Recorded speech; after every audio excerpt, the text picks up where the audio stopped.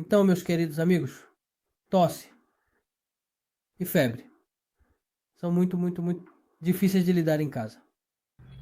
Porque precisamos prestar muita atenção aos detalhes. Agora, imagine que um paciente vem até você e diz: Doutor, eu tenho essa tosse. Mas o que acontece é que, quando eu respiro fundo, a tosse vem. Qual é a rubrica para observar isso? Quais são os remédios? Causticum, Carboveg. E alguém diz: Doutor, quando eu respiro assim, a tosse vem. Qual é a rubrica para isso? Inspirion, Aggravation, ok, Romex. E quando eu respiro fundo, a tosse piora. Então é inspiração. D. 31 remédios.